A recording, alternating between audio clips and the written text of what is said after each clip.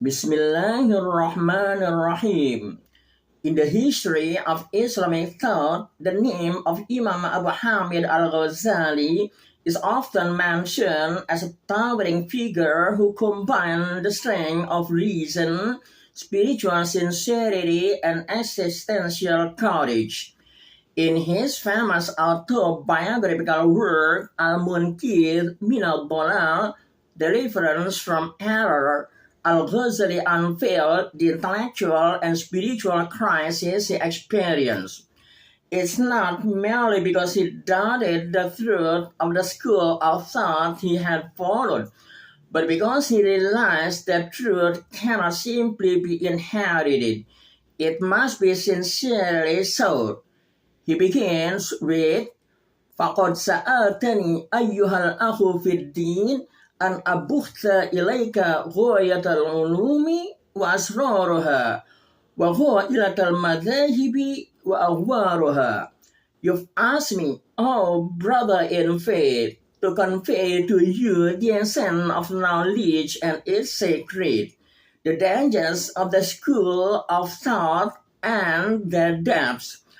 Al-Ghazali began his journey from a point he calls Hadith at-Taqlid, the pit of blind imitation. He realized that merely following tradition without reflection would trap people in false conviction. Thus, he rose toward Yafa al-Istifsar, the height of rational inquiry. وما استجرأت عليه من الارتفاع عن حديد التقليد إلى يفاع الاستفسار. I dared to rise from the loneliness of blind tradition to the heights of questioning. However, it must be understood that Al-Ghazali's critique of Taqlid didn't mean he rejected it absolutely. He only rejected it for scholars capable of thinking and investigating for themselves.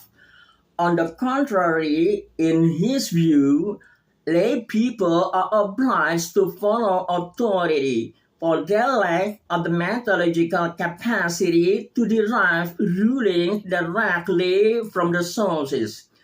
He emphasized Faradul Ammi Su'alu wa Takhlidu. The duty of the layman is to ask and to follow the mufti or the imam of school. Thus, his critique of Taqlid was epistemological, not a rejection of communal order.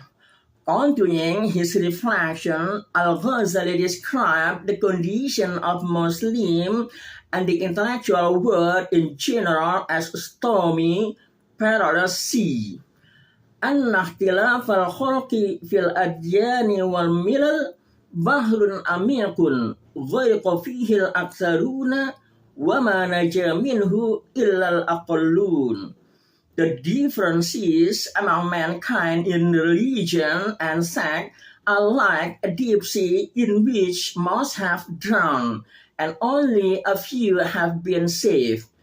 Each group claimed to be the sole possessor of truth, even the only saved one.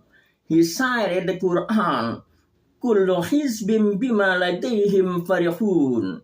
Every faction rejoices in what it possesses.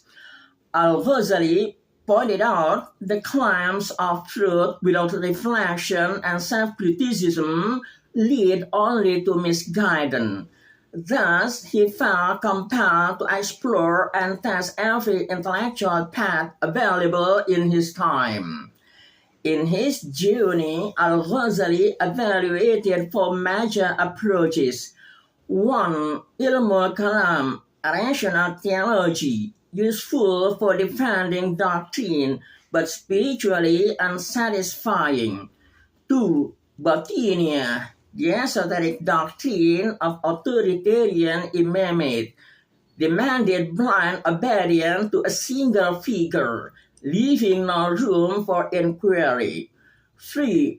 Falsafa, Greek philosophy, provided a strong rational framework, but tended to drain spiritual vitality. 4.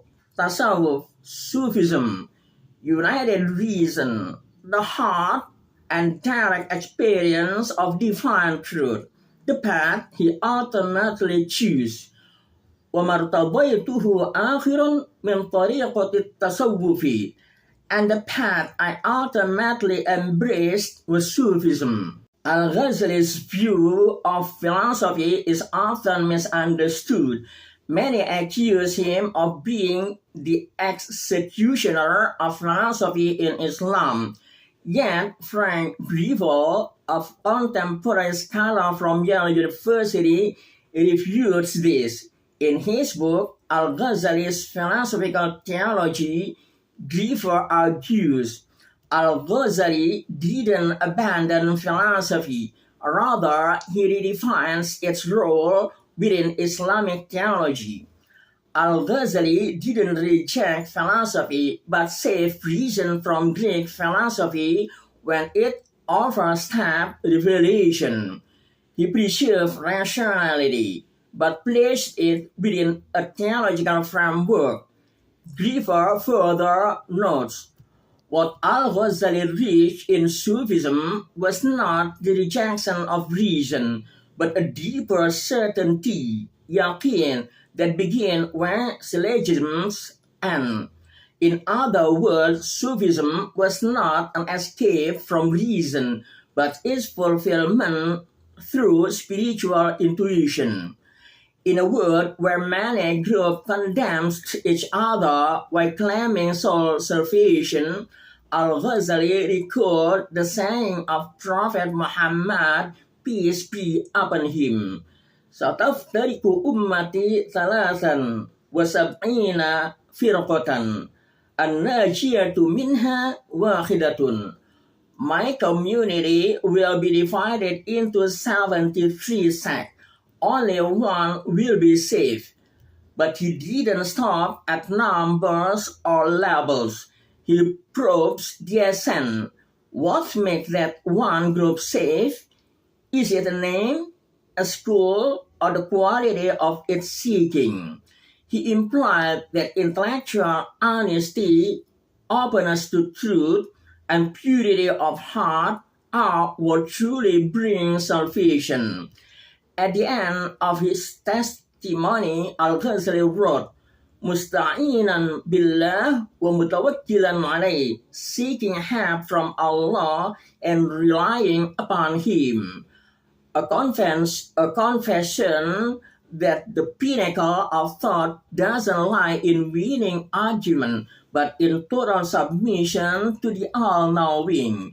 He showed that logic is not the enemy of faith, but a vehicle toward complete conviction.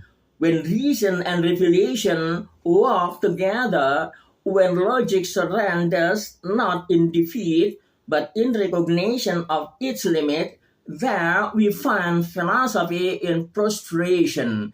And this is Al-Ghazali's greatest legacy of the modern world, a way of thinking that's intelligent, sincere, and humble.